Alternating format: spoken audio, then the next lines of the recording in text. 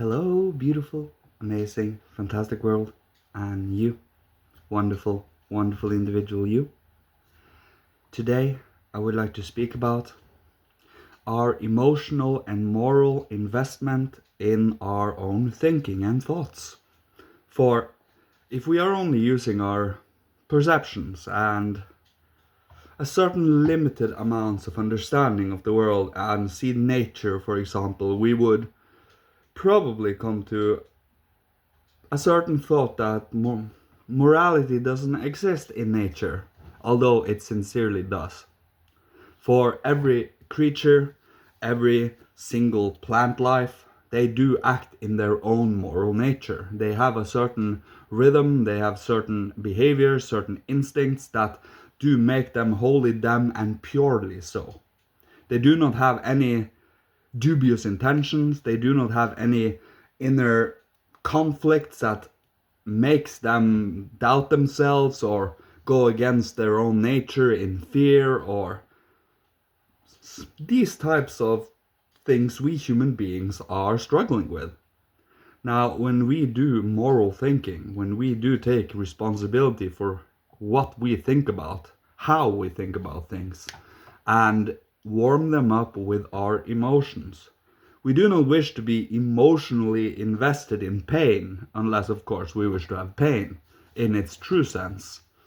But to warm up our thinking with morality and, well, warmth through emotions is what allows us to think with our whole being and also become far more intuitive and imaginative than we otherwise would be, since we do otherwise have a tendency to separate thinking and feeling. Now, we are a whole being after all, so even if we separate it, we should reunite them again as to become a whole person again. And by doing so, we do utilize our will and our emotions to be in the realm of thinking, in a sense. For when we do take a hold of our thoughts, we take a hold of our thoughts with our will. So we do work with our will indirectly. We do never work directly on our will, for we would have to have a faculty higher than our will then. And do you have an inkling of what that is? If you don't, we are acting in, well, blindness. When we do work with our will on our thinking, we trust that our will is in the vicinity of goodness and morality. For when we are emotionally present, we more rather than not, if we are healthy within our soul, wish to uplift, warm up, and to enliven and ennoble the situation we're in. That means our thinking, our feeling world, and our will. And our will, if we trust it a little bit, is far more leaning towards morality than it otherwise would. It is when we ourselves are starting to go on to certain longings that are not healthy for us, from fear, from conflicts of self, if we can say it like that, is when we are starting to err from our center. When we trust, when we have faith, but also enlighten this faith with knowledge, which we continuously do, every day, all day really, is when we are starting to grasp a hold of why we can have faith, why we can trust. But don't take my word for it, try to experience, explore a little bit. That is where you are earning your knowledge through your own exploration of it. And of course, there is always people and literature and readings that might help in this endeavor. And to be curious and inquisitive in all of these areas is, to all intents and purposes, what we are continuously feeding into and enliven. For the more we do it, the more we prefer it. It starts a little difficult because it's like flexing muscles, it's like training, it's like exercise. But once you have gotten past a certain threshold, it becomes autonomous. And you start using your thinking imaginative through picturing, not only picturing, but also through the structure that has been bestowed upon us through life, through maturing, through becoming adults. And we do not lose any of our childlike wonder and imaginative forms of thinking. We just structure it with our maturity.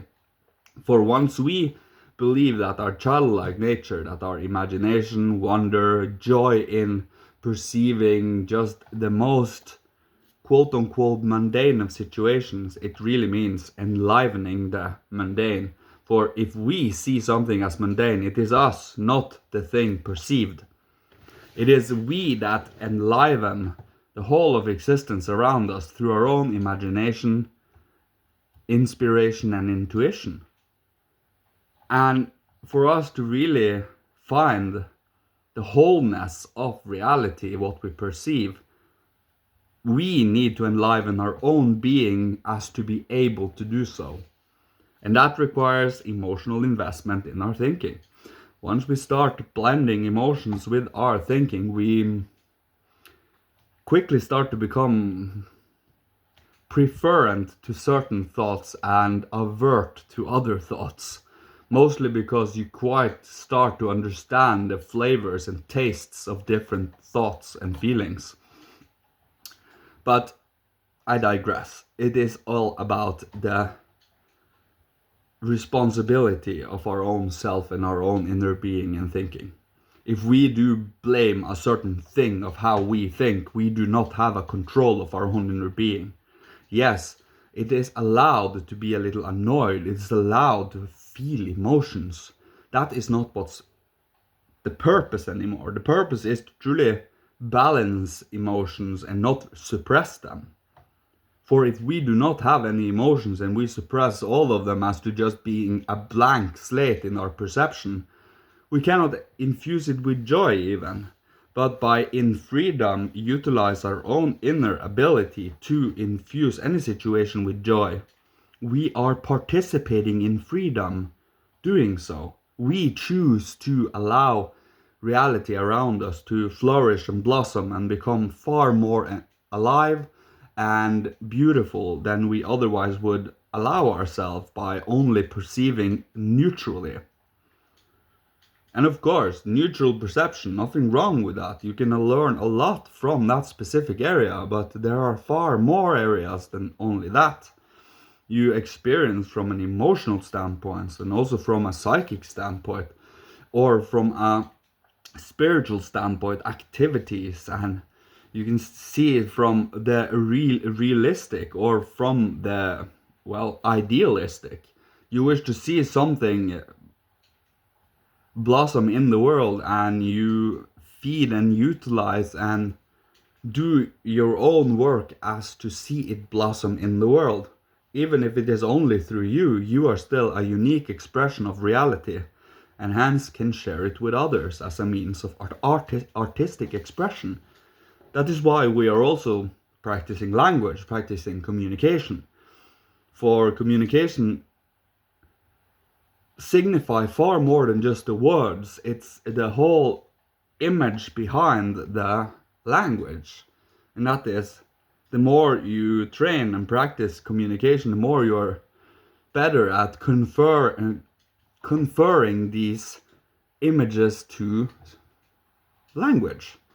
For we do not yet have a language that can speak whole images into reality yet, but we will do so in the future, where we can truly bring about whole worlds in our language. But let's not get ahead of ourselves. Let's start where we can, and that is with our own inner being. And I will leave you with that today. May Father, Holy Spirit, Christ, Michael, ancient masters of old, ancestors from every incarnation, bless, protect, guide, and love you on your beautiful, unique, wonderful journey in this human existence of ours. And may you be provided for with all that you need to survive, live, thrive, being creative, inspirational, and healing to the world so others can choose to follow when their journey is about to begin. So, thank you so much. Love you. See you later. And may you be safe and sound. Goodbye.